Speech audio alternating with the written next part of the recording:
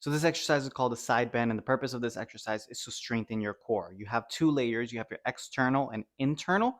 So we're working on the obliques, the side of the core, and it's training mostly the external and internal oblique. You're also getting a little bit of strengthening on your spine and on other aspects of your core, which would be your hips as well. Now, for this exercise, you're going to go feet shoulder width apart, feet flat, knees slightly bent.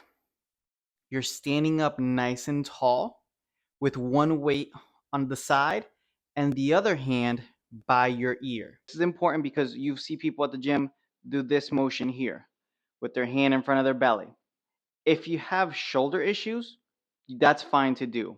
If your shoulders are perfectly healthy and you can raise that elbow up, then I'd rather you do this variation. So you're leaning sideways until your palm is basically halfway down your thigh.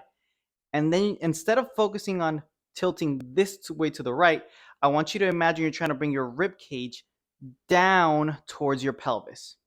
So when you're leaning sideways, the rib cage comes up. And then when you're going to go lean to the opposite direction, imagine you're trying to bring this rib cage down. That's what's going to give you that crunching on the obliques to help strengthen the obliques, but also your QL, which is a muscle that goes down the side of your back and onto your hips. Elbow up gives you a bigger stretch. You know how far to go because you're going to automatically feel a stretch on the side, on the right below the rib cage, and a little bit behind the back, which is basically about halfway down the thigh for most people. And then bring that rib cage down until you are nice and straight. Most people make the mistake of coming towards the other side and crunching. We're not doing that. We're just standing up straight because that's going to give you an isometric hold, which basically means that when you come straight, now the right side of your oblique is still working to maintain your body straight. And then you're purposefully stretching it again. So you're getting double the work by pausing here at the center and then pausing below on the side.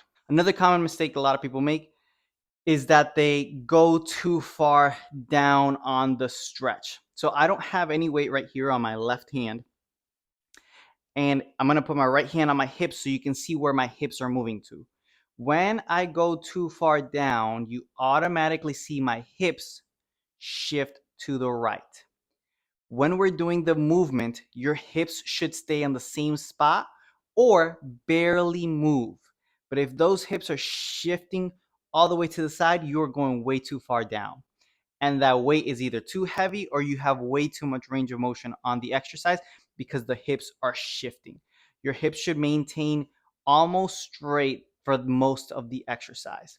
Now you're going to do the 10 reps or however many reps I give you on one side first, and then you're going to switch the kettlebell to the other side or the dumbbell to the other side. Another mistake that people make is that they don't brace their core.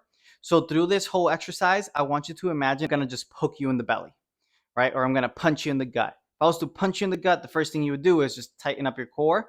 That's what you're going to do. So you're still breathing through the exercise. You're still breathing in through your nose, out through your mouth, right? When you're doing the exercise, but your core is tight through the movement. You're breathing in as you're coming down, you're breathing out as you're coming up. So that's how you do the side bend. You can do it with dumbbells or kettlebell. I like to do it with kettlebells more, but either one works great. If you have any questions, let me know and have a great day.